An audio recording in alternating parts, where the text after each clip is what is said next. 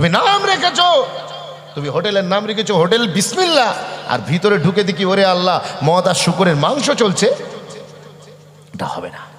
তুমি নাম রেখেছো নিজেকে মুসলিম বলে, আর তুমি সুদ খাচ্ছ, ঘুষ খাচ্ছ, বন্ধন লোন নিচ্ছ, গ্রুপ লোন নিচ্ছ, এটা হতে পারে না। তুমি মানুষের সাথে অন্যায় আচরণ করছো, অভদ্র আচরণ করছো, এটা হতে পারে না।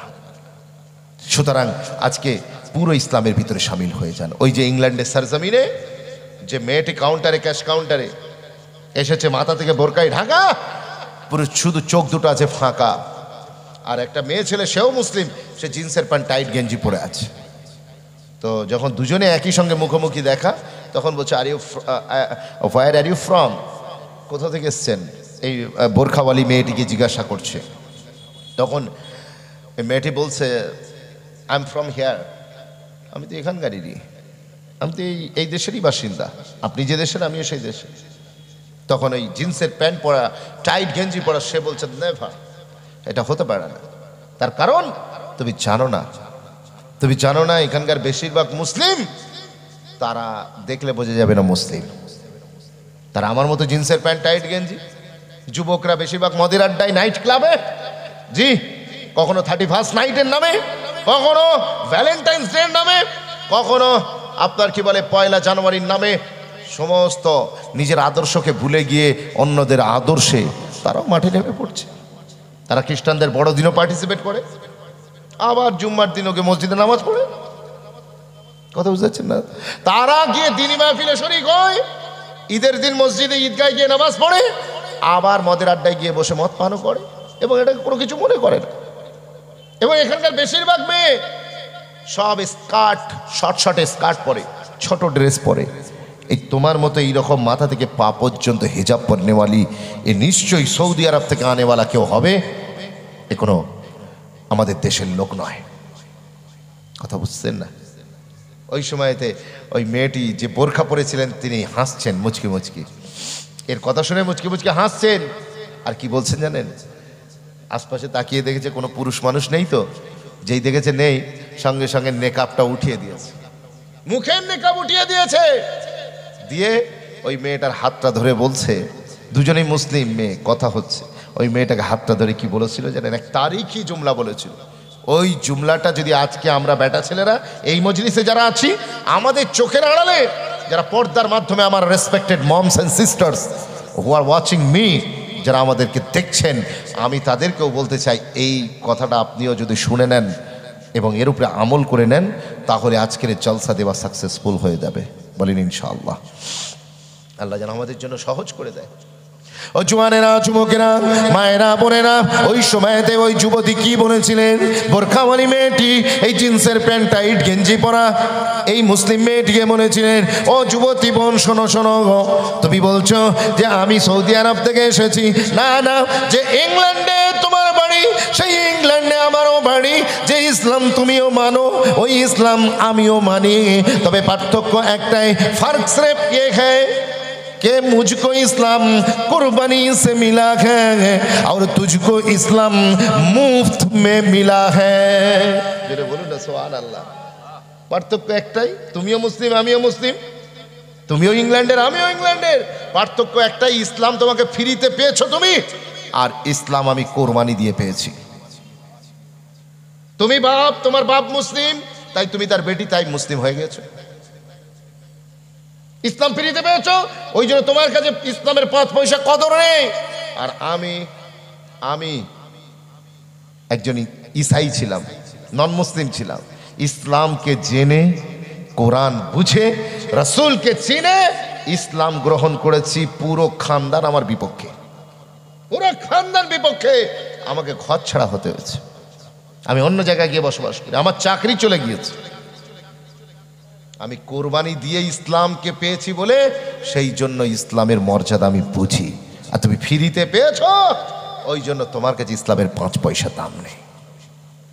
আজ দিগড়াতে, আমার হাওড়া জেলার অনসারিতে চলে যান, আপনি গিয়ে দেখবেন যারা ফ্রিতে ইসলাম পেয়েছে এদের কাছে ইসলামের 5 পয়সা কদর নেই। আর যারা ইসলামকে চিনে বুঝে, কষ্ট করে, মেহনত করে, হাইকোর্টে পেশ হয়েছে, আপনার কি বলে সেখানে গিয়ে নাম চেঞ্জ করেছে, নিজের নাম চেঞ্জ করে যারা ইমানে গ্রহণ করেছে কিংবা অত্যাচারের হাত থেকে বাঁচার জন্য ইসলাম গ্রহণ করেছে, তারা ইসলামকে মজবুত করে ধরেছে। কিন্তু আমরা তা করতে পারি না। আমাদের বাপ মুসলিম, তাই আমরা মুসলিম, আমরা ফ্রিতে ইসলাম পেয়েছি। আসুন না, আজকে আমরা ফ্রিতে রসুল পেয়েছি বলে আমাদের কাছে কোনো ভ্যালু থাকবে না হুজুরে? আমরা ফ্রিতে, আমরা কোনোদিন চেষ্টা করিনি যে আমরা হুজুরকে, আমরা কোনোদিন চেষ্টা করিনি রসুলকে খোঁজার জন্য। কিন্তু আমার নবী পাককে আল্লাহ পাক, আমরা তো ঘুমিয়েছিলাম, আমাদের নসিব জেগে গেল। আমরা যেদিন দুনিয়ায় এলাম, এলাকার ইমাম সাহেবকে, মুয়াজ্জিন সাহেবকে, এলাকার কোনো ভালো লোককে ডেকে আনা হলো। তিনি এসে আমাদের কানে আজান দিয়ে বললেন, আশহাদু আন্না মুহাম্মাদুর রাসূলুল্লাহ, মোবারক हो तुझे क्योंकि तू मोहम्मद अरबी का नौकर बन के आया। জোরে বলুন না সুবহানাল্লাহ। আমি কিচ্ছু কষ্ট করিনি, কোথাও খুঁজতে যাইনি, কোথাও খুঁজতে। আর আজকে এই ফিতনার জামানায় যদি আপনাকে লণ্ঠন নিয়ে ঘুরে ঘুরে দেখতে হতো কোন ধর্মটা সঠিক, কোন ধর্মটা আল্লাহর মনোনীত ধর্ম, বিশ্বাস করুন আপনি তো পাগল হয়ে যেতেন। কথা বুঝতে পারছেন না? আমি আর আপনি পাগল হয়ে যেতাম। আল্লাহর বড় মেহেরবানি, আমাকে তার পছন্দনীয় ধর্মের শামিল করেছেন, সাথে সাথে আমার মুকদ্দারে রাসূলুল্লাহকে আল্লাহ আতা করে দিয়েছেন। জুড়ে বলুন না সুবহানাল্লাহ। এটা আমার আল্লাহর কত বড় দয়া, এটা আমার আল্লাহর কত বড় দয়া। কিন্তু আমি তার কদর করতে পারি না, আমি তার কদর করতে পারছি না। ও যুবকরা যারা এখানে এসেছো, আমি তোমাদের হাতে ধরে বলে যাই, তোমার রসুলকে আল্লাহ তোমার নসিবে দিয়েছে, তোমার নসিবে দিয়েছে। তুমি না খুঁজে পেয়েছো বলে তোমার এত হুজুরকে না মানার ব্যাপারে এত তোমার মনে হচ্ছে। চলো না তোমাকে একটা শোনাই। হযরতে সালমান ফার্সি একজন নন মুসলিম, ইসাইদের ছেলে, মাজুসিদের ছেলে। তিনি বাপের বিশাল পয়সাওয়ালা লোকের ছেলে, জি, জানো তারা লোক নয়। সেই সালমান ফার্সি তিনি একটা গির্জায় যাতায়াত করতেন এবং পাদ্রীর কাছে থাকতেন। জি, এটা দেখে বাপ কি করলো, সালমান ফার্সিকে তেজপুত্র করে দিল। বললো বেরিয়ে যা, তোকে আমার ভিটে থাকতে হবে না, খাবি তুই আমার, আর তুই পাদ্রীর গুণকীর্তন করবি, পাদ্রীর ধর্ম পালন করবি, এটা হতে পারে না। ওনাকে বের করে দিলেন। উনি পাদ্রীর খিদমত করলেন। পাদ্রী বুড়ো হয়ে যখন মরার সময় হলো, তখন সালমান ফার্সি বলছেন, হুজুর আপনি তো চলে যাচ্ছেন, তো আমাকে সত্যর সন্ধান দিন। আমি কি করে আল্লাহ পাবো, কি করে আসল ধর্মের সন্ধান পাবো, এটা আপনি আমাকে বলে দেন। ওই সময়তে উনি বললেন, শোনো আমি মরে যাচ্ছি, তবে আমি তোমাকে অ্যাড্রেস দিচ্ছি, আমার চেয়ে একটা বড় পাদ্রী, সে অমুক জায়গা আছে, তুমি সেখানে চলে যাবে। নুসাইবিয়া বলে একটা জায়গা আছে, ওখানে চলে যাবে। ওখানে গিয়ে তার কাছে যাবে, সে তোমাকে কিছু সন্ধান দিলেও দিতে পারে। সালমান ফার্সি বলছে, আমি সেখানে চলে গেলাম। এনে মারা যাবার পরে আমি সেখানে চলে গেলাম, তারও খিদমত করলাম, জমকে খিদমত করলাম, প্রচুর খিদমত করলাম। করে সেও যখন মৃত্যু বিচারে শুয়ে আছে, আমি তখন হাত জোড় করে বললাম, হুজুর আপনি তো চলে যাচ্ছেন, যাবার সময় আমাকে কি, আমি একা রয়ে যাব? আমাকে সত্য ধর্মের সন্ধান, সত্য দিনের সন্ধান আপনি কি আমাকে দেবেন না? ওই সময় তিনি বললেন, হ্যাঁ বাবা, শোনো আমার কাছে যা ম্যাটেরিয়ালস ছিল, যা ফায়েজ ছিল, সব আমি তোমাকে দিয়েছি, এর বেশি চাইতে গেলে আমার কাছে আর দেবার মতো কিছু নাই। বলে তাহলে আপনি চলে গেলে আমি কার কাছে গিয়ে ওঠা বসা করবো, কোথায় যাব?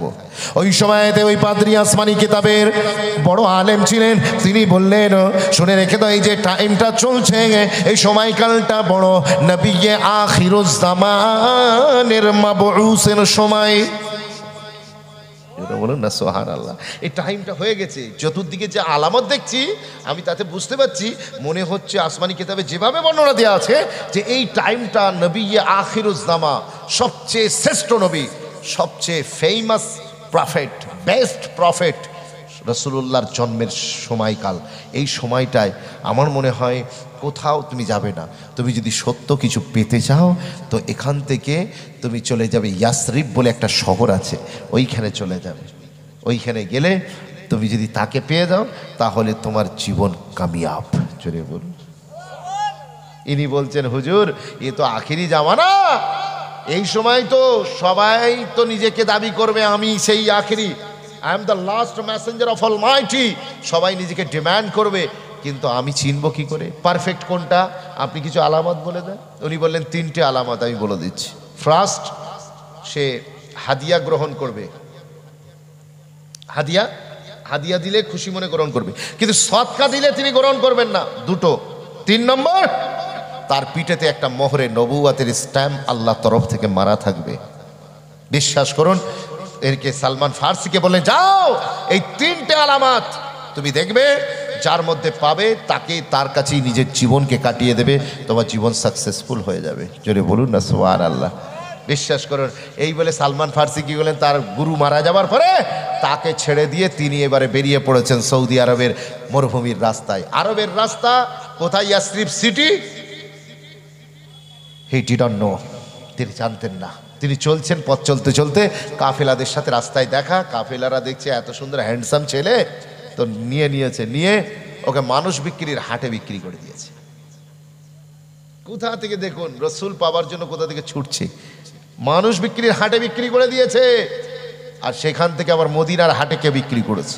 মদিনার হাট থেকে এক ইয়াহুদি সালমান ফার্সিকে কিনে তাকে নিজের খেজুর বাগানে ওই নিড়ানি কি বলে, আগাছা নিড়ানির কাজ দিয়েছে। সালমান ফার্সি ইয়াহুদির বাগানে নিড়ানির কাজ করছে, কিন্তু মন পড়ে আছে কোথায়? মন পড়ে আছে সেই নবী আখিরুজ্জামানের দিকে, মন পড়ে আছে সেই লাস্ট প্রফেট কবে আসবে, কবে তার সন্ধান পাবো। এখন যেমন গরু বিক্রি হয় না, তখন মানুষ বিক্রি হতো। গোলামের নিজের কোনো চাহিদা ছিল না। গোলামকে যদি কোনো মানুষ কিনে নিত, তাহলে সে আর নিজের বলে কিছু সত্তা থাকতো না। উঠতে বললে উঠতে হবে, বসতে বললে বসতে হবে। জি, মনে রেখে দেন, গোলামের কোনো মনের তামান্না পুরা হতো না। কে এসে গোলামকে এই গোলামতির শিকল থেকে ছাড়িয়েছেন কে জানে? জি, গোলাম যদি জুতো দেখে, মনিবের জুতো পড়ে আছে রোদে, উনি তুলে, আহারে আমার মনিবের জুতো নষ্ট হচ্ছে রোদ খেয়ে, তুলে ছাওয়াই নিয়ে এলেন। মনিব এসে পেটাই দেয়, কেন মারছেন? বলে আমার জুতোই তুই আমাকে না বলে হাত দিলি, তোর আওকাত বেশি হয়ে গেছে না, তুই আমার জিনিসে হাত দিলি অথচ আমাকে বললি। আবার তাহলে গোলাম কি বুঝে গেল, মনিবের জুতো যাই পারে হোক, আমাকে হাত দেওয়া যাবে না। আর একদিন বৃষ্টি হচ্ছে, জুতো পড়ে পড়ে ভিজছে, মনিব এসে আবার ধোলাই দিচ্ছে, কেন মারছেন? বলছে আমার জুতো ভিজছে, তুই জুতো তুললিনি। এই ছিল গোলামের স্বাধীনতা, এই ছিল গোলামের জিন্দেগিতে। বিশ্বাস করুন, আমার রসুল এসে বললেন আমি যা খাবো আমার গোলামও তাই খাবে, আমি যা পড়বো আমার গোলামও তাই পড়বে, আমি যে মসজিদে নামাজ পড়বো, যে কাতারে, আমার গোলাম আমার পাশেই নামাজ পড়বে, তাকে ওখান থেকে পিছনের কাতারে পাঠানোর কারো ক্ষমতা নাই। চলে বলবেন না সুবহানাল্লাহ। ইসলাম এমনি ছড়ায়নি বাপ, ইসলাম এমনি ছড়ায়নি, ইসলাম আদর্শেতে ছড়িয়েছে। বিশ্বাস করো, ঢাল নেই, তরবাল নেই, ইসলামের কাছে পারমাণবিক বোমা নেই। সেই জন্যই তো কেউ একজন ফরেনাররা বলেছিল, বলে আজকে আপনার আমেরিকা ভয় করে যে মুসলিম দেশগুলোর হাতে পারমাণবিক শক্তি চলে যাবে, পারমাণবিক বোমা চলে যাবে। কিন্তু শুনে রেখে দাও, আমি বলছি পারমাণবিক বোমা তো পৃথিবীর সরজমিনে সেই দিন পড়েছে যেই দিন সৈয়দা আমিনা আল্লাহ পৃথিবীতে জন্মগ্রহণ করেছেন। জোরে বলুন না সুবহানাল্লাহ। ইসলামের বোমা সেই দিন পৃথিবীর জমিনে পড়েছে, এই বোমা সারা পৃথিবীতে ছড়িয়ে পড়বে। তিনি বলেছেন, এ এমন আদর্শ, এ আপনি ধর্ম গ্রহণ না করতে চাইলেও আপনার দিলকে জয় করে নেবার মতো ধর্ম এটা হলো ইসলাম। এটা কাউকে ফোর্স করিনি, আমি কাউকে ফোর্স করছি না, কিন্তু তার সামনে এত উত্তম ব্যবহার রাখা হবে, সেই ইমানের কালমা পড়তে বাধ্য হয়ে যাবে। ও জওয়ানেরা, যুবকেরা, তাই আসুন না ধর্মের সেই আদর্শ নিজের ভিতরে উজাগার করুন। সালমান ফার্সি তিনি ইহুদির বাগানে কাজ করছেন আর ইন্তেজার করছেন, হঠাৎ করে কোথা থেকে একটা আওয়াজ শুনতে পেলেন। আজকে যেন মদিনার আকাশটা বড় সুন্দর মনোরম ওয়েদার, আসাম ওয়েদার হয়ে গিয়েছেন, অ্যামাজিং এনভায়রনমেন্ট তৈরি হয়ে গিয়েছে। ও নওজোয়ান তরুণেরা, চতুর্দিকে খেজুর পাতাগুলো যেন কার আগমনে হাসতে শুরু করে দিয়েছে, আর কার আগমনে আকাশটা আজকে ইন্তেজার অপেক্ষা শুরু করেছে। আসমানে কে কোনো মেঘ নাই, কোনো প্রচন্ড রৌদ্র নাই, হাওয়াটা খুব জোরেও হচ্ছে না, খুব আস্তেও হচ্ছে না, একটা মৃদুমন্দ বাতাস পুরো পৃথিবীকে ছেয়ে ফেলেছে। ওই সময়তে দেখতে পাওয়া গেল মদিনার আবাল বৃদ্ধ বনিতা 8 থেকে 80 আর জি থেকে 84 এরা কেউ বাড়িতে নাই। মেয়েরা রান্না বান্নার কাজ ছেড়ে করে দিয়ে মদিনার মেন ফটকে গিয়ে দাঁড়িয়ে পড়েছে। আর লক্ষ্য করে দেখুন যুবকরা, ইয়ংরা, বয়োজ্যেষ্ঠরা তারা কি করছে, তারাও মদিনার গেটে গিয়ে দাঁড়িয়ে আছে। আর বিশ্বাস করুন হযরতে সালমান ফার্সি বুঝতে পারছে না কি হচ্ছে। তিনি বাগানে কাজ করে যাচ্ছে, গোলামের তো খালি একটাই কাজ, মনিবের গোলামতি করা। ওর আবার বেশি চাওয়া পাওয়ার আছে নাকি? ওর আবার চাওয়া পাওয়ার আছে, মনিবের কাজ করে যাচ্ছে। এখন হঠাৎ করে হুজুর যখন মদিনায় ঢুকছেন, ওই সময় কি হয়েছে? ওই সময় সমস্ত মদিনাবাসী পুরো তকবির লাগিয়ে দিয়েছে না? এই কথা বলে তকবির লাগায় জি, মদিনাবাসী তারা হুজুরকে পেয়ে পাগল হয়ে গিয়েছে, দেওয়ানা হয়ে গিয়েছে। লক্ষ্য করে দেখুন হযরতে সালমান ফার্সি কাজ করছেন, করতে করতে হঠাৎ করে কানে একটা কোথা থেকে আওয়াজ ভেসে আসছে। কি আওয়াজ? তালাআল বাদরু আলাইনা মিন সানিয়াতিল ওয়াদা। আমার সাথে বলেন না, তালাআল বাদরু আলাইনা মিন সানিয়াতিল ওয়াদা ওয়াজাবাশ শুকরু আলাইনা মাদালিল্লাহিদা। মদিনাবাসী রাসূলুল্লাহকে পেয়ে দেওয়ানা মাস্তানা হয়ে গিয়েছে। ও নওজোয়ান নসল, ভালো করে শুনে রেখে দেন, আল্লাহর নবীকে পেয়ে মদিনাবাসী তারা চিৎকার করে আরবিতে কবিতা গাইতে লেগেছেন। আজকে আমাদের কত খুশি, আজকে আমাদের কত আনন্দ। ইমামুল আম্বিয়া, আল্লাহ পাক ইমামুল আম্বিয়াকে আমাদের প্রতিবেশী বানিয়ে দিয়েছে। আর বাচ্চা বাচ্চা মেয়েরা, এরাও গীত গাইছে। আমাদের বাচ্চা বাচ্চা মেয়েরা কিত কিত খেলে, জানে? কিত কিত খেলা একটা আছে, তো বাচ্চা বাচ্চা মেয়েরা গীত গাইছে। এরাও বলছে আমরা বলবো না, বড়রা কবিতা গাইছে, হুজুরকে পেয়ে আনন্দ করছে, তো আমরা একটু আনন্দ করবো না? ওরা বলতে লাগলো নাহনু বানাতো মিম বানিন নাজ্জারে, নাহনু বানাতো মিম বানিন নাজ্জারে ইয়া হাবাজা মুহাম্মাদুম মিন জারে।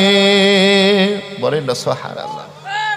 কোন একজন ঐতিহাসিক তিনি একটা নকশা খেঁচেছেন যে যখন হিজরতের রাত, হিজরতের দিন আমার নবী পাক মাইগ্রেট করছিলেন মক্কা থেকে মদিনায়, সেই সময় মদিনাতে কেমন মঞ্জার ছিল, আমার নবী পাকের সেই মঞ্জারটা একজন নকশা কবিতার আকারে তুলে ধরেছে। কবিতাটা বলবো, খুব চমৎকার, দিল ছুঁয়ে যাওয়া কবিতা। বিশ্বাস করুন রাসূলুল্লাহ তিনি তার উটের উপরে সওয়ার হয়ে আছেন। হুজুর যখন যাচ্ছেন সমস্ত সাহাবী ফাঁক করে দিয়েছে, রাস্তা ফাঁক করে দিয়েছে, আমার নবী যাচ্ছে। আর তখন সাহাবীদের প্রত্যেকেই বলছে হুজুর আমারে ঘর আজানা, হুজুর আপনার তো কদম মোবারকটা একটু আমার বাড়িতে পড়ুক না, আপনার কদম মোবারক বাড়িতে পড়লে আমার নসিব চমকে যাবে। জোরে বলবেন না সুবহানাল্লাহ। পাশাপাশি বলছে মুআররিখিনরা লিখেছে হালুম্মা ইলাইনা ইলাল আদাদে ওয়াল উদ্দাতে ওয়াল মান্না। এর মানে হচ্ছে হুজুর আমারে ঘর আ যাইয়ে, হুজুর আমাদের বাড়িতে আসুন, আপনার খাবার কোনো প্রবলেম হবে না, হুজুর মেহমানদারির কোনো ত্রুটি হবে না। আর যদি কোনো কাফেরের বাচ্চা কাফের যদি আপনাকে আক্রমণ করতে আসে, তাহলে আপনার সিকিউরিটির জন্য আমরাই কাফি। আর একবার জোরে বলবেন না সুবহানাল্লাহ। হুজুর আমারে ঘর আ যাইয়ে না। হুজুরের মাতুল ছিল মদিনাতে, মাতুল মানে মামার বাড়ি, তো ওইখানে ওনার মামার ফ্যামিলিরাও তারাও বলতে লাগলো হুজুর আপনার তো পুরনো খানদান এখানে, আপনার মায়ের বংশধররা এখানে, হুজুর আপনি আমাদের বাড়িতে আসবেন না? কিন্তু আমার নবী পাক তিনি কারোর দিলে চোট দিতে চাননি। ইনি তো রাহমাতুল লিল আলামিন, উনি রাহমাতুল লিল আলামিন, ইনি কাউকে কষ্ট দিতে আসেননি। ইন্নামা বুইসতু রাহমাতাল লিল আলামিন। আল্লাহ পাক আমাকে গজব করে পাঠাননি, রহমত করে পাঠিয়েছেন। আমার নবী পাক দেখলেন এত লাখের উপরে সাহাবী, হাজার হাজার মদিনার সাহাবী, আমি যার বাড়িতে যাব অন্যজন কষ্ট পাবেন, কষ্ট পাবে। সেই জন্য আমার নবী কি করলেন, একটা উত্তম টেকনিক নিলেন। আর আমার হুজুরের চেয়ে ভালো টেকনিক আর কে জানে? হুজুর পাবলিককে ইনফ্লুয়েন্স এত বেশি করতে পারতেন, জি এত বেশি করতে পারতেন, হুজুরের সাথে কথা বললেই সে মুসলমান হয়ে যেত। জোরে বলবেন না সুবহানাল্লাহ। আর আমার কথাবার্তা কেন, আমার সাথে সারাদিন থাকার পরে আমাকে ঘৃণা করে লোক, আমার ব্যবহার এমন। এই তো যেদিন ওই হিজরতের রাত্রেইতেই আবু বকর আর রাসূল পাক সাল্লাল্লাহু আলাইহি ওয়াসাল্লাম যখন চলে যাচ্ছেন, এদিকে ঘোষণা হয়ে গেল 100টা লাল উট দেওয়া হবে, 100 পিস লাল উট দেওয়া হবে মুহাম্মদ সাল্লাল্লাহু আলাইহি ওয়াসাল্লামকে যদি ধরে আনতে পারা যায়। এখন এই লাল উট মানে আরবে আমাদের এখানে মার্সিডিজ BMW, একটা BMW মার্সিডিজের দাম কত? লাখের, একেবারে কোটির কাছাকাছি, কত বুঝতে পেরেছেন? আর এইখানে 100 পিস উঁট দেওয়া হবে, লাল উঁট, লাল রঙের, পুরো লাল টকটকে রঙের উঁট। আরবের লোকেদের কাছে একটা জিনিস সবচেয়ে পছন্দনীয়, সেটা ছিল কি, কথা বলে না, লাল উঁট। তাদের জার্মানিতে লাল উঁট আছে, তার মানে এলাকার সবচেয়ে ধনী ব্যক্তি। হুজুরকে আনার জন্য 100টা লাল উট ঘোষণা হয়েছিল। তো সবাই যে দৌড়তে পারে না, যে কোনোদিন খেলতে নামেনি, সে ওই উটের লোভে সেও সেদিন নেমে পড়েছে। চতুর্দিকে মানুষ ছুটছে হুজুরের সন্ধান নেবে বলে, মোহাম্মদ সাল্লামকে ধরে আনবে এই লোভেতে। তো ওই রকম বিচ্ছিন্নভাবে একটা দল, একটা লোক, নাম হলো বোরাইদা, আবু বোরাইদা, এই লোকটাও ঘোড়া ছুটিয়ে দিয়েছে হুজুরের সন্ধান পাওয়ার জন্য। তো বিশ্বাস করুন, খুঁজতে খুঁজতে আবু বকর আর রাসূল পাক সাল্লাল্লাহু আলাইহি ওয়াসাল্লাম যেখানে যে রাস্তায় যাচ্ছিলেন মদিনার পথে, সেইখানে গিয়ে হুজুরের কাছাকাছি পৌঁছে গিয়েছে। আমার রসুল পিছন ফিরে আবু বকর দেখতে পেয়ে গিয়েছে। আবু বকর তো হুজুরকে 24 ঘন্টা পাহারা দিচ্ছিলেন। তা আবু বকর দেখতে পেয়ে গিয়ে হুজুরকে বলছে, হুজুর পিছনে এসে গিয়েছে শত্রু। আমার নবী বললেন, আরে ইয়ার ছোড়ো না উনকি বাত, আনে দো, জোরে বলবেন না সুবহানাল্লাহ, আনে দো, তুমি এত টেনশন করছো কেন? আবু বকর বলছেন, হুজুর ওর যদি এসে আমাদেরকে মেরে দেয়, আপনাকে যদি কোনো রকম কষ্ট দেয়। আমার রসুল বললেন, ছাড়ো না, আসতে দাও না কাছে, দেখি না কি হয়। কাছে এসেছে, আমার নবী পাককে দেখে, কথা বুঝতে পারছে, সে তো খুব বড় একেবারে নয়, আপনার কি বলে বিশাল শক্তিশালী নয়। তো সে আমার নবী পাক জিজ্ঞেস করছে, কি গো, কোথা থেকে আসছো? বলে, আমি মক্কা থেকে এসেছি মুহাম্মদ সাল্লামের, মানে আপনার মাথা নিয়ে যাওয়ার জন্য। ঠিক আছে, আমরা যদি এই কথা শুনতাম, আমরা কি করতাম, সঙ্গে সঙ্গে তার উপরে আক্রমণ। আমার রাসূলুল্লাহ টেকনিক দেখুন। হুজুর বললেন, আচ্ছা তাই, তোমাকে কাফেররা বাড়ি যাবে না? আমার রাসূল বললেন, আরে বসো, মাথা পরে হবে, আগে দুটো কথা কইলি, জোরে বলবেন না সুবহানাল্লাহ। বিশ্বাস করুন, তাকে জিজ্ঞেস করছে, তোমার নাম কি? বলে, আমার নাম হচ্ছে আবু বারদা। কি নাম? আবু বারদা। রসুল বললেন, আবু বকর তু क्या सोचता है, ये मुझे कत्ल करेगा? বারদা আরবিতে বলা হয় ঠান্ডাকে, বারদুর মানে কি, ঠান্ডা। আবু বকর, ये मामला गरम नहीं, ये तो ठंडा है, জোরে বলবেন না সুবহানাল্লাহ। ये मामला ठंडा है, टेंशन काहे ले रहा है, ये मामला तो ठंडा है, ये गरम नहीं। ওই সময়তে আবু বকর সিদ্দিক রাদিয়াল্লাহু তাআলা আনহুকে অবাক হয়ে গেলেন। হুজুরের এই কথা ও শুনছে সামনে বসে, তরবারি বের করছে না। হুজুর বললেন, কোন গোত্র থেকে? বলে, বনু আসলাম গোত্র থেকে আমি। আরবে গোত্র ছিল আমাদের, যেমন মোল্লা শেখ ফ্যামিলি এসব আছে না, তো ওই বনু আসলাম গোত্রের। রসুল আবু বকর কইছে, আবু বকর তুমি খামাখাই টেনশন নিচ্ছ, আরে আসলাম সালাম মানে তো সালামতি, এই তো শান্তির ব্যাপার আছে, এখানে তো কোনো ঝামেলার ব্যাপার নেই, জোরে বলবেন না সুবহানাল্লাহ। ওই সময়তে বললেন, কোন কবিলা থেকে, তুমি কোন ট্রাইব থেকে বিলং করছো, আরবের কোন গোত্র থেকে বিলং করছো? ওই সময়তে তিনি বললেন, বনু সাহাম। বনু সাহাম, আর আরবিতে সাহাম মানে হিস্সা, হিস্সা মানে অংশ, কথা বলছেন, অংশ, হক, হক পাওয়া, অংশ পাওয়া, বনু সাহাম। আমার রসুল বললেন, আবু বারদা তু জব আয়েগা তুঝে তেরা হিস্সা জরুর মিলেগা, জোরে বলবেন না সুবহানাল্লাহ। এই এতটুকুন কথা বলেছেন, বলতে বলতে আবু বুরদা কি করছেন, আবু বুরদা হুজুরের কথাতে এত ইনফ্লুয়েন্স হয়েছে, বললেন, হুজুর আপনার গর্দান নিতে এসেছিলাম, এখন তো আপনি আমার দিলটাই জয় করে নিয়েছে।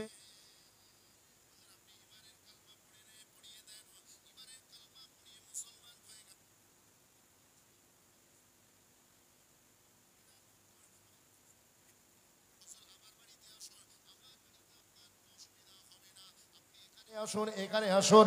ওই সময় ইমামুল আম্বিয়া তিনি কি বলেছিলেন? তিনি বললেন, খাল্লু সাবিলি ফাইন্নাকা মা'মুরা ওয়া মাসতাহবারা। ও মদিনাবাসীরা, তোমরা আমার উটের রাস্তা ছেড়ে দাও। আমি যদি কারোর বাড়িতে ডাইরেক্ট ঢুকে যাই, তাহলে অন্য সাহাবীরা মনে দুঃখ নিতে পারে। শুনে রেখে দাও, আমার উটকে আমার আল্লাহ অর্ডার দিয়ে দিয়েছে, উট যেখানেই বসবে আমি রাসূলুল্লাহ সেইখানেই উঠবো। আরো একবার জোরে বলা যাবে না সুবহানাল্লাহ? ও নওজোয়ান তরুণেরা, আমি বলছিলাম কিনা, একজন মুআররিখ ইসলাম তিনি এই মদিনায় রাসূলুল্লাহর এন্ট্রিটাকে, হুজুরের যে মেগা এন্ট্রি, এটাকে এত সুন্দরভাবে উল্লেখ করেছেন, শুনলে কলিজায় ঠান পড়ে যাবে। তিনি লিখেছেন, উর্দুতে কবিতাটা লিখেছেন, মুসলমান বাচ্চি বাচ্চিয়া মাসরুফ তে সারে। শুধু বড়রা নয়, বাচ্চারাও হুজুরকে তাকবীর দিতে নিয়ে যাচ্ছে, হুজুরকে তাকবীর দিতে। বাচ্চাদেরও খুশি দেখে কে? বড়রা তো আছেই আছে, বেটা ছেলে আছে, মেয়ে ছেলে আছে, যুবক আছে, যুবতী আছে, কেউ বাদ নেই, বিশ্বাস করুন সবাই যাচ্ছে। তো ওই আপনার কবিতায় বলছে মুসলমান बच्चे बच्चियाँ मसरूफ थे सारे गली कूचे खुदा के हमसे मामूर थे सारे नबूवत की सवारी जिस तरफ से हो के जाती थी। नबूवत की सवारी माने हुजूर सवारी जिस तरफ से हो के जाती थी, दरूद नात की नगमात की आवाज़ आती थी। कहीं नन्ही मासूम बच्चियाँ थी दफ बजाती थी, रसूले पाक की जानिब इशारे करके गाती थी। और वो कहती क्या थी, हम हैं बच्चियाँ नज्जार के आली घराने की, हम हैं बच्चियाँ नज्जार के आली घराने की, खुशी है आमना के लाल की तशरीफ लाने की। जुरे बोलो ना सुभान अल्लाह। हम हैं बच्चियाँ नज्जार के आली घराने की, खुशी है आमना के लाल की तशरीफ लाने की। আর একবার জোরে বলেন না সুবহানাল্লাহ। আমরা নজ্জার গোত্রের বাচ্চা বাচ্চা ছেলেরা আজকে আমাদের খুশি দেখে কে ঈদের চেয়ে বেশি আনন্দ হচ্ছে, কেননা আমিনার লাল আমাদের এলাকায় তশরিফ এনেছেন। জোরে বলবেন না। হুজুর যখন বাইরে যেতেন মদিনা থেকে, হুজুর যখন কোথাও সফর করতেন, সেই সময় ওই বাচ্চারা হুজুরকে ছাড়তে যেত। আমরা আমাদের ওমরায় যাই, এই যে আমাদের কে রয়েছিল বাবুর কি নাম, আমাদের সোরাব কি আছে, সোরাব তুরাব, তুরাব, হ্যাঁ ঠিক রাইট, তুরাবের আব্বা আম্মা তারা ওমরায় গিয়েছিল, ফিরছিল, ওরা সব আনতে যাচ্ছে। যারা আমরা ওমরায় যাই, আমাদের এলাকায় হজে যায়, ছাড়তে যায়, তো রসুল যখন কোনো মদিনা থেকে কোথাও সফর করতেন, হুজুরকে বাচ্চা বাচ্চা ছেলেরা মদিনার পুরো মেন গেট পর্যন্ত ছাড়তে যেত। আর আমার নবী তাদেরকে বলতেন, এই শোনো, শুধু ছাড়তে এলে হবে না, রিসিভ করার সময় আমি যখন ফিরবো, অমুক তারিখে ফিরবো, সবাই এখানে দাঁড়িয়ে থাকবে। জোরে বলবেন না সুবহানাল্লাহ। উনি বড়রও নবী, মেজরও নবী, ছোটরও নবী, বেটা ছেলেরও নবী, মেয়ে ছেলেরও নবী, যুবকের নবী, যুবতীর নবী। ও যুবক, তুমি একটু ভেবে দেখেছো এ নবী কেমন নবী? সেই সালমান ফার্সি তিনি কাজ করছেন কোথায়? ইয়াহুদির বাগানে। আর মদিনাতে আজকে হঠাৎ করে একটা আওয়াজ শুনতে পেলেন। কি শুনতে পেলেন? তালা আল বাদরু আলাইনা মিন সানিয়াতিল ওয়াদা ওয়াজাবা শুকরু আলাইনা মাদা লিল্লাহি দা। হযরতে সালমান ফার্সি তিনি যখন কাজ করতে শুরু করেছেন, আগাছা কুগাছা খেজুর গাছে পানি দিতে লেগেছেন, পরিষ্কার করতে লেগেছেন, হঠাৎ করে যখন মদিনাবাসীর এই আওয়াজটা কানে এসেছে, তখনই বুঝতে পেরে গিয়েছেন যে আমার ইন্তেজারের সময় খতম হতে শুরু হয়েছে। একবার জোরে বলা যাবে না সুবহানাল্লাহ। আমি যে রাসূলের জন্য কোথা থেকে কোথায়, কোন পাদ্রীর কাছ থেকে এত দূর পর্যন্ত ইহুদির গোলামতি করেছি, মনে হয় আমার সেই সোহাগ সময়টা, আমার সেই গোল্ডেন সময়টা মনে হয় এসে গিয়েছে। এই বলে তিনি নিড়ানিটা রেখে দিয়েছেন। পানি দেবার যে গ্লাস ছিল, আপনার কি বলে যে ঘটি বাটি ছিল, সেটা বালতি ছিল, রেখে দিয়েছেন। রেখে দিয়ে মেরেছেন দৌড়, যেদিক থেকে আওয়াজ আসছে। কিন্তু ভাগ্যের কি নির্মম পরিহাস জানেন কি ঘটনা ঘটেছিল? ওই সময় ইহুদি বুঝতে পেরে গিয়েছে, বাগানের যিনি মালিক তিনি ইহুদি বুঝতে পেরে গিয়েছে যে এই সালমান ফার্সি মদিনার গেটের দিকে দৌড়াতে লেগেছে। এই ইহুদি পিছন দিক থেকে গিয়ে খপ করে ধরেছে। ধরার সাথে সাথে সালমান ফার্সি ডাক দিয়ে বলছেন, আপনি আমাকে ধরছেন কেন? ইহুদি বলছে, তুই যাচ্ছিস কোথায়? কিধার যা রায়, কোথায় যাচ্ছ? সালমান ফার্সিকে যেই ধরেছেন, ইহুদি বুঝতে পেরে গিয়েছে যে যাচ্ছে কার কাছে? ওই মুসলমানদের নবী আসছে, ঢুকছে, ওদের কাছে যাচ্ছে। সঙ্গে সঙ্গে বলছে, না তো যাওয়া হবে না। সালমান ফার্সির মনটা খারাপ হয়ে গেল, দিলটা ভেঙে গেল। যেখানে আসার সূর্য দেখেছিল, সে সূর্য আবার ডুবে গেল। পিছন ফিরে তাকিয়ে ইহুদি মালিককে একটা জবাব দিয়েছিল, ওরে ইহুদি শোন, এ জিসম তেরা হ্যায় মগর এ দিল আর কিসি কা হ্যায়। তুই আমাকে মার্কেট থেকে কিনেছিস, এ বডি তোর, কিন্তু আমি দিল অন্য কাউকে বিক্রি করে দিয়েছি। জোরে বলবেন না সুবহানাল্লাহ। এ দিল পাবিনি তুই বডিটাই পাবি, যেহেতু তুই আমাকে খরিদ করেছিস, কিন্তু উনি আমার দিল কিনে নিয়েছে। জোরে বলবেন না সুবহানাল্লাহ। তো সালমান ফার্সি ইন্তজারে আছেন যে কখন ফাঁকা বেড়া পাওয়া যাবে। একদিন পেয়েছেন সুযোগ, বেরিয়ে পড়েছেন, রাসূলুল্লাহ চৌকাঠে গিয়ে হাজির হলেন। হুজুর সাহাবাদের ঝুর মাঠে বসে আছেন মসজিদুন নববীতে, ও যাবার সময় খেজুর গাছ থেকে না খেজুরের কাঁদি ভেঙে নিয়ে গেছে। নিয়ে গিয়ে তিনি বললেন, হুজুর আমি আগন্তুক এসেছি। সেই যে পাদ্রী বলেছিল কটা পরীক্ষা, তিনটে নিশানি যার ভিতরে থাকবে তাকে ঈমান গ্রহণ করবে। বলে তাকে আমি যখন দরবারে পৌঁছেছি আমার নিশানি দেখার দরকার নেই, হুজুরকে দেখেই আমার মনে হচ্ছে কালমা এক্ষুনি পড়ে নেওয়া দরকার। জোরে ভুলবেন না। কিন্তু তবুও বলি যখন সুযোগ হাতে আছে কাজে লাগাতে অসুবিধার কি আছে? আমি টেস্ট করে তো দেখি। টেস্ট করা হলো, হুজুরকে পেশ করলেন, পেশ করে বলছেন এটা সৎকার মাল। হুজুর বললেন সাহাবারা এটাকে ওই সুফাদের চৌহদ্দিতে যারা বসে আছে চৌবাচ্চাতে ওদেরকে দিয়ে দাও, সাহাবী সুফাদেরকে দিয়ে দাও, সৎকার মাল আমার জন্য খাওয়া জায়েজ নয়। সালমান ফার্সি বলছেন একটা নিশানি পুরো হয়ে গেছে, আমি চলে এলাম কিন্তু আমার দিল পড়ে আছে ওইখানে। বাগানে চলে আবার একদিন ইয়াহুদির চোখের আড়ালে গিয়েছি, বেশ কিছু খেজুর নিয়ে, অল্প নিয়ে গিয়েছি, দিয়ে হুজুরের চৌকাটে গিয়ে বললাম, হুজুর এটা আমি খুশি করে দিচ্ছি, আপনাকে হাদিয়া দিচ্ছি। হুজুর বললেন এটা আমি গ্রহণ করলাম খুশি মনে। জোরে বলবেন না। তাহাদু তাহাবু, তোমরা একে অন্যকে গিফট দাও, একে অন্যকে হাদিয়া দাও। হাদিয়া দিলে মোহাব্বত বাড়বে, ভালোবাসা বাড়বে। জি মনে রাখবেন, শুধু হুজুরকে আপনারাই হাদিয়া দেবেন আর আমি হুজুর আপনাদের কিছু হাদিয়া দেব না, এতে মোহাব্বত থাকবে না, এটা ওয়ান সাইড হয়ে যাচ্ছে। কথা বুঝছেন না? স্বামী খালি চিরকাল বেনারসি কিনে দেবে বিবিকে, আর বিবি কোনো গিফট কোনোদিনও 5 টাকারও গিফট কিনে স্বামীকে দেবে না, এটা কিন্তু ঠিক নয়। হুজুর বলেছেন তাহাব্বু তাহাব্বু, তোমরা হাদিয়া দেবে, এতে মোহাব্বত বাড়বে। ফাইন্নাল হাদিয়াতা তুযহিবু ওয়াগারুস সাদরে, তোমাদের অন্তরের মোহাব্বতকে একসঙ্গে জুড়ে দেবে। মনে রাখবেন, তাই বলে আজ সামনে 14 ফেব্রুয়ারি আসছে, 14 ফেব্রুয়ারি ভ্যালেন্টাইন্স ডে। যুবক ছেলে না বলে বসে, হাওড়া জেলা থেকে আরিফুর ভাই এসেছিল, হুজুর বলেছে গিফট দিলে মোহাব্বত বাড়বে। কথা ঠিক কিনা? জি, আইলানা আশকারা মাস্কারা হুরুপেন হাইলাইট ফাউন্ডেশন যেন কাউকে আবার গিফট দিয়ে ফেলবেন না যুবকরা। যুবকরা খুব সাবধান, এই ভ্যালেন্টাইন্স ডে আসছে। এই ভ্যালেন্টাইন্স ডে আপনার নাকি গো? কথা বলে না। এই ভ্যালেন্টাইন্স ডে আপনার, মুসলমানদেরও নয়, আমার হিন্দু ভাইদেরও নয়। আমরা জোর করে এগুলো পালন করে আমাদের ধর্মের অপমান করি। কথা বুঝতে পেরেছেন? এগুলো আমাদের বাঙালি কালচারের সাথে যায় না। এগুলো এক শ্রেণীর পুঁজিবাদ আছে যারা মার্কেটটাকে কন্ট্রোল করে। জি, অর্থনীতি যারা পড়েছে তারা জানে পুঁজিবাদ সাম্রাজ্যবাদীরা মার্কেটটাকে কন্ট্রোল করে। তারা এক একটা দিন উৎসবের নামে তৈরি করেছে। সেই দিনেতে যুবক যুবতীদের মানুষদেরকে মার্কেটে নামিয়ে তাদের বিকিকিনি মার্কেটিংটা চমকানোর জন্য এইসব দিনগুলোকে করেছে। কথা বুঝছেন? কোন দিন বলেছে? বড়দিন, সেই দিন কেক, যারা কেকওয়ালা তাদের মার্কেট ভালো চলবে। কথা বুঝলেন? পয়সা পকেটে না থাকলেও দোকানে এত ধরনের কেক আছে, আপনি যদি কেনার নিয়েতে নাও যান তবু আপনাকে মনে হবে কেকটা কিনেই নি। কথা বুঝতে পারছেন?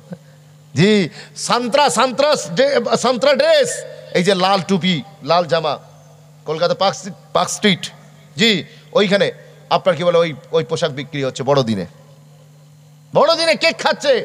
এই সবগুলো মার্কেট স্ট্র্যাটেজি, এগুলো বুঝতে হবে। তো এই যে ভ্যালেন্টাইন্স ডে, এটা আগে গ্রিটিংস কার্ড বিক্রি করার একটা দিন ছিল।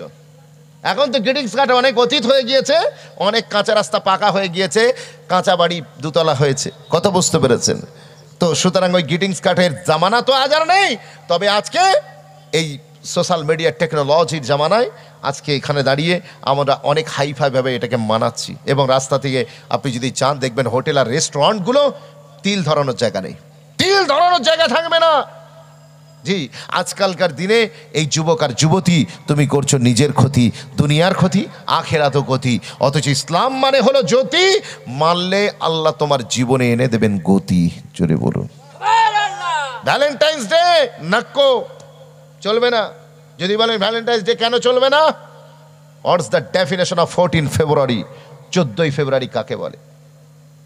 যেদিনে মেয়েরা পরবে ছেঁড়া শাড়ি, ছেলেরা পরবে ভাঙা ঘড়ি, পার্কে যাবে তাড়াতাড়ি, আইসক্রিম আর চকলেট কাড়াকাড়ি, হালকা হালকা বাড়াবাড়ি, বেশি হলে মারামারি, কিছুক্ষণ পরে ছাড়াছাড়ি, ছ্যাঁকা খেলে ছেলে টানবে শান্তি বিড়ি আর মেয়েরা হবে কলঙ্কের হাঁড়ি। এর নাম হলো 14 ফেব্রুয়ারি। যেখানে ইসলাম একটা পর নারী আর পর পুরুষকে একই সঙ্গে দুজনকে অ্যালাউ করে না, সেখানে পার্কে গিয়ে আপনি নোংরামি করবেন আর আপনি নিজেকে দাবি করবেন আমি ঠিক আছি, ইসলাম আমার ঠিক আছে। আপনার ইসলাম ঠিক আছে কিন্তু আপনি ঠিক নেই। কি গো, কথা ঠিক না বল?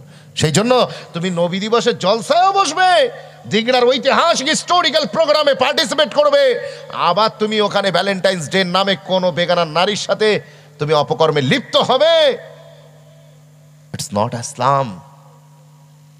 এটা তোমার ইমোশন হতে পারে কিন্তু এটা ইসলাম নয়। সুতরাং বিয়ের আগে এ হারাম রিলেশনশিপ বন্ধ করতে হবে। যুবকরা, বিয়ের আগে হারাম রিলেশনে না করে দাও। লাভ অ্যাফেয়ার যাদের আছে বন্ধ করে দাও, বন্ধ করে দাও। এই জলসা থেকে ওঠার পরে তুমি ভাববে তুমি যদি পুত পবিত্র থাকো তাহলে তোমার জন্য আমার আল্লাহ একটা পুত পবিত্রা নারীকে রেখে দিয়েছেন। আমার আল্লাহ এই ফিতনার জামানাতেও আমার আল্লাহ তোমার জন্য একটা অপরূপ জান্নাতের মেহমানকে তোমার জন্য ইন্তজার রেখে দিয়েছে। আর তুমি বিভিন্ন ফুলে মধুকে বেড়াবে, তোমার নিজের ঠিক নেই চরিত্র, আর বিয়ের সময় মেয়ে খুঁজবে পবিত্র, হটে চোখ। এটা কি তামাশা নাকি? তুমি নিজে ঠিক হতে পারোনি আর তুমি এলান করে দিয়েছে আমার ভালো ঘরের মেয়ে চাই, কি করে জুটবে? সুতরাং ও যুবক, নিজে ঠিক হও, নিজে ঠিক হও। আপনি আচারী ধর্ম পরের এসে গাও, চ্যারিটি বিগ্যানস অ্যাট ইয়োর হোম। এখান থেকে তোমার কাছ থেকে শুরু করো। সুতরাং আজকে আমি যুবক যুবতীদের বলবো, খবরদার নয়, বিয়ের আগে এই সমস্ত নোংরা অ্যাফেয়ার্স থেকে না করে দাও, না করে দাও। আমাদের সমাজ ধ্বংস হয়ে যাচ্ছে, ধ্বংস হয়ে যাচ্ছে। বড় ছোট মানামানি নেই, কিচ্ছু নেই। সবের মূলে এই একটাই কারণ, বেহায়াপনা, অশ্লীলতা সমাজে ছেয়ে গিয়েছে। জি, অশ্লীল ড্রেসের বিক্রি, অশ্লীল ড্রেস, আপনার অশ্লীল আপনার কথোপকথন, এই সব কিছু আমাদের যুবক যুবতীদের ভিতরে চলছে। ও যুবকরা, come back to your lord, because your lord is always waiting for you. তোমার জন্য তোমার রব ইন্তজার করছে। জোরে বলুন না সুবহানাল্লাহ। তোমার আল্লাহ তোমার জন্য ইন্তজার করছে।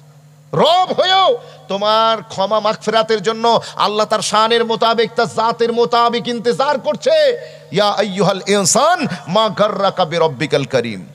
তুমি কত গুনাহ করেছো ও যুবক, যত হয়েছে পাস্ট ইজ পাস্ট।